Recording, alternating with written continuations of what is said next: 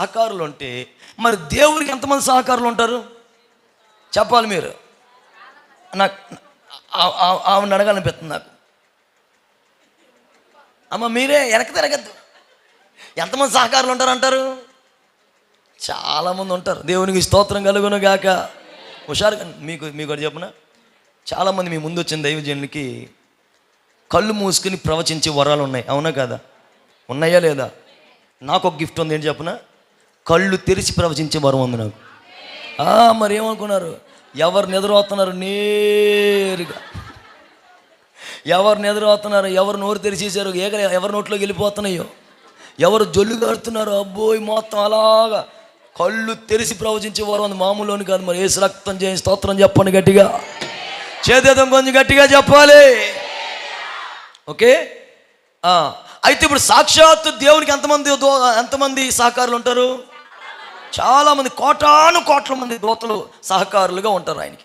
ఇప్పుడు అలాంటి కోటాను కోట్ల మంది ఆయన్ని స్తుతిస్తూ ఉన్న దేవదూతలతో ఒక దేవదూతని యుద్ధాలు చేయడంలో ఎక్స్పర్ట్ అయిన ఒక దేవదూతని మిఖాయేల్ని పంపించి, ఏయ్ మిఖాయేల్, కాటూరులో పలానా సంఘం ఉంది, రక్షణ విడుదల ఉద్యమం కొరకు ఎదురు చూస్తున్న సంఘం ఉంది, ఆ సంఘం దగ్గరికి వెళ్ళి వాళ్ళ పక్షంగా యుద్ధం చేయి అని మిఖాయేలు దూతలను పంపించవచ్చు.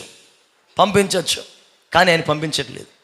నా దేవుడు ఎంత గొప్ప దేవుడు అంటే, గాడిదకి నోరిచ్చి మాట్లాడించగలడు. కాకుల ద్వారా, ఎంగిలి చేత్తో కాకిని కొట్టలేని వాళ్ళని కూడా కాకుల ద్వారా ఆహారాన్ని పెట్టించగలడు. స్తోత్రం చెప్పండి గట్టిగా. చేప ద్వారా గుణపాఠం నేర్పించగలడు. స్తోత్రం చెప్పండి గట్టిగా. అటువంటి దేవుడు ఏదో ఒక చతుష్పాద జంతువుని పంపించి మీ దగ్గరికి పంపించి మీకు సహాయము చేయగలడు. లేకపోతే మొత్తం మీద ఆయన కొంతమంది మనుషులను పంపించి, కోటాను కోట్ల మంది ఉన్న మనుషులను పంపించి మీకు సహాయపడగలడు. స్తోత్రం చెప్పండి గట్టిగా. కానీ ఉపవాస ప్రార్థన ముగింపు రోజు ప్రభు ఏం చేస్తున్నాడు తెలుసా? మనుషుల్ని పంపించట్లేదు, దేవదూతలను పంపించట్లేదు, సకల చతుష్పాద జంతువులను పంపించట్లేదు. దేవుడే నేరుగా ఆయనే దిగి వచ్చి మీ పక్షముగా యుద్ధము చేయబోతున్నాడు.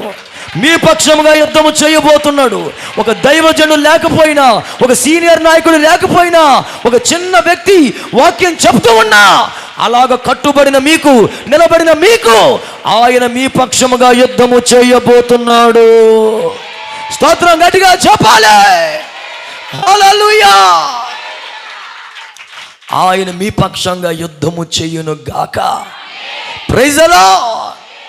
ఎంతగా ఎవరి పక్షంగా యుద్ధం చేస్తాడో మీకు తేటగా తెలియాలి. ఈ రోజున మరి ఇన్నిసార్లు ఈ వాక్యం